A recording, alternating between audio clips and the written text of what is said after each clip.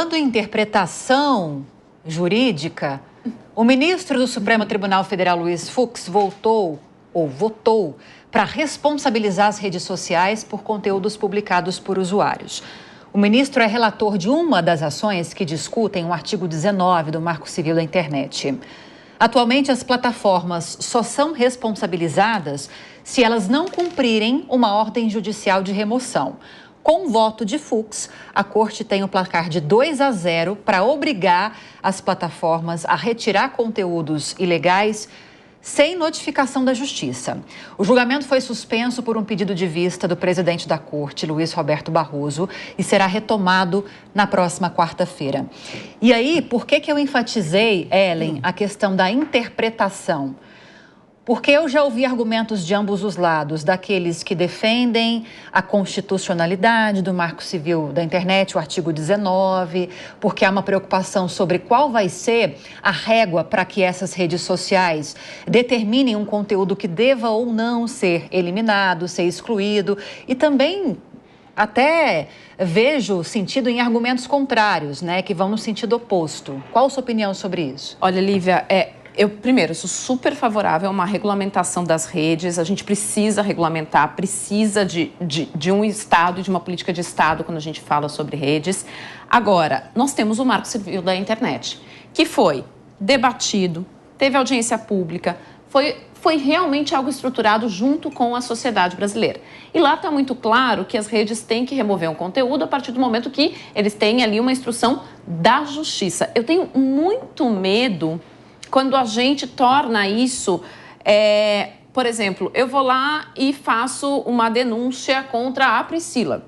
Eu fiz uma investigação, sei que a Priscila está envolvida no esquema de corrupção. Eu publico essa matéria na minha rede social porque nenhum jornal aceitou, porque a Priscila é uma pessoa influente, e eu publico. A Priscila vai lá e me denuncia e, a partir de então, o Twitter tem que remover a minha matéria, independentemente disso ter sido avaliado na Justiça ou não. Porque a Priscila, que estava incomodada e estava sendo denunciada e que tinha feito um esquemão, foi lá e pediu para retirar, né?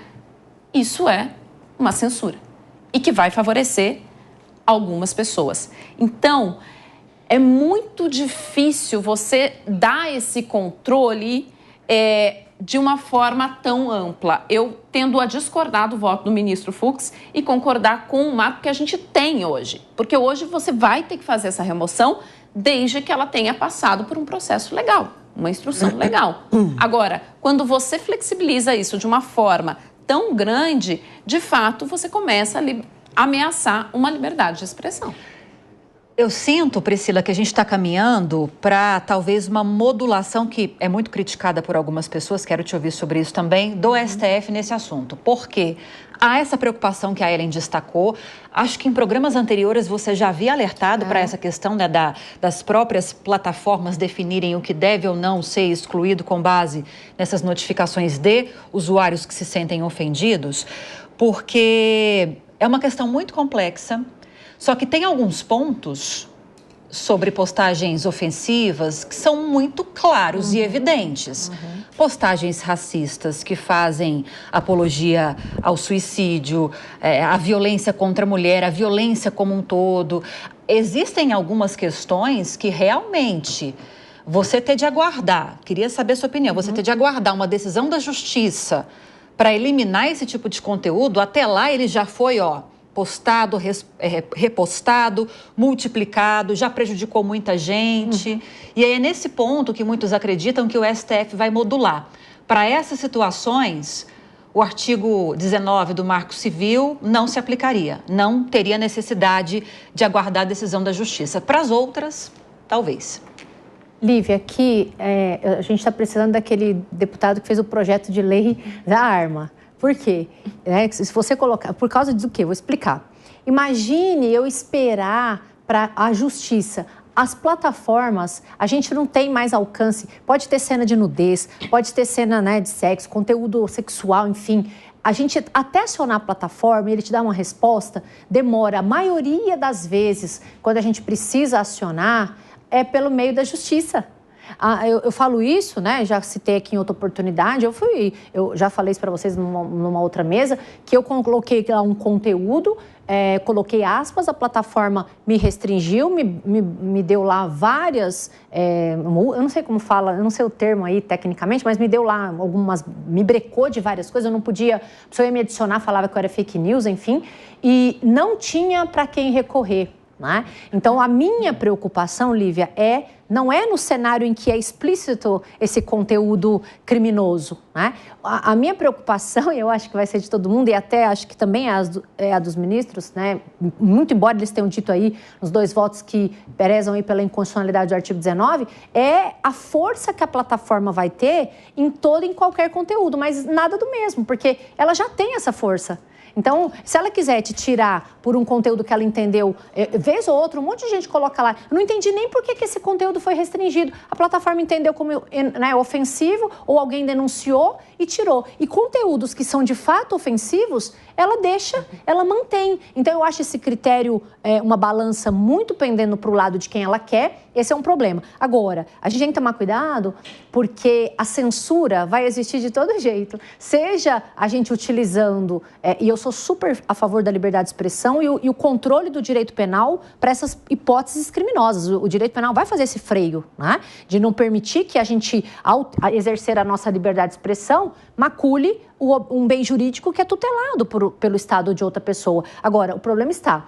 Nós vamos ter que pedir para o judiciário. A maioria das pessoas são vulneráveis. E qual é o sentimento e a definição, né, na verdade, de vulnerabilidade trazido pelo Código do Consumidor?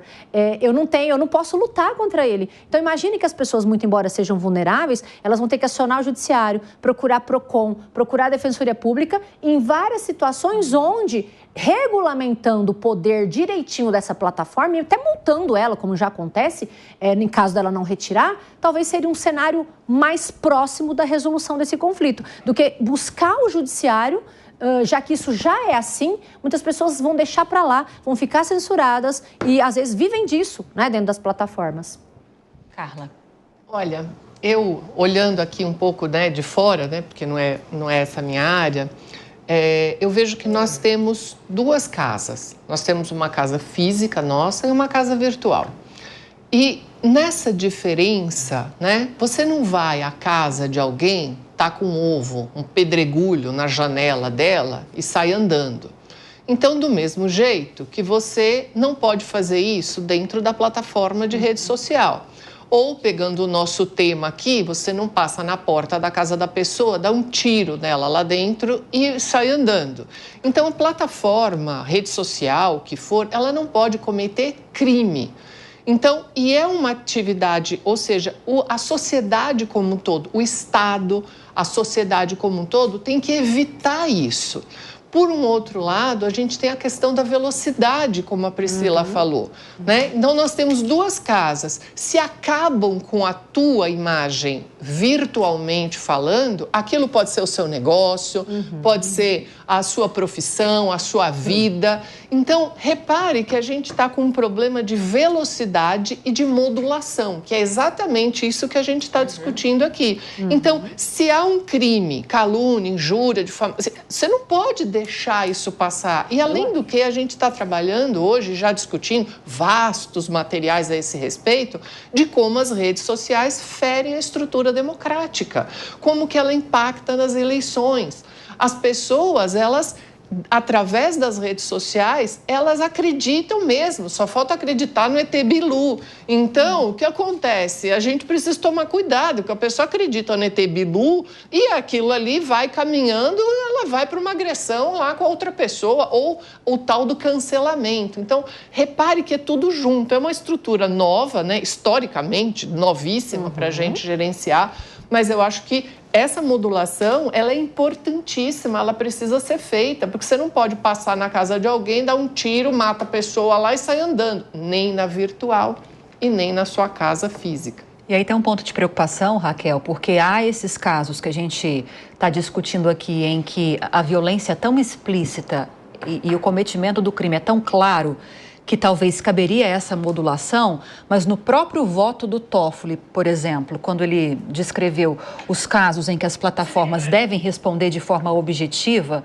independentemente de notificação, além desses casos que nós citamos, racismo, instigação ao suicídio, terrorismo, qualquer espécie de violência contra a mulher, qualquer espécie de violência contra a criança, tem vários aqui. Mas o primeiro, ou pelo menos um dos primeiros, estão os crimes contra o Estado democrático de direito. E talvez nesse ponto que há a preocupação de quem vai ditar o que é crime e o que não é. Sim, vocês todas resumiram basicamente quais são os grandes perigos de se delegar uma atribuição que é do Estado a plataformas, a grandes big techs que têm um único intuito, o lucro. Então, a partir do momento que o lucro ele fica prejudicado, essa plataforma não vai ter uma triagem adequada. Ela vai retirar o conteúdo do ar, porque aquilo vai prejudicá-la de forma imediata. A gente tem o artigo 5º da Constituição Federal, que diz, no inciso 4º, que diz que é livre a manifestação do pensamento, sendo vedado o anonimato. E aqui eu vou recorrer a uma construção de raciocínio do nosso professor Fernando Capesa, aqui, apresentador da casa. Qual o problema, qual o óbice de identificar os usuários da plataforma através do seu CPF, através do seu RG, através de uma identificação prévia? O anonimato já é vedado desde 1988 na nossa Constituição para que você se manifeste, porque você tem uma dificuldade para a investigação, para ver se esse conteúdo ele agrediu a sua honra subjetiva, ou outras práticas criminosas que hoje têm sido feito e agredindo a sociedade, como até mesmo os sequestros, os namoros virtuais e que não existem, que são os golpes do Tinder e outras plataformas digitais. Hoje, a criminalidade migrou para a plataforma. Antes, achávamos que estávamos seguros dentro dos nossos lares, só que hoje não. Os criminosos, eles estão junto conosco nos nossos lares, a partir ou 24 horas com nossos celulares. A partir do momento em que você tem um acionamento de alguém te procura de forma virtual, você pode estar falando com um criminoso.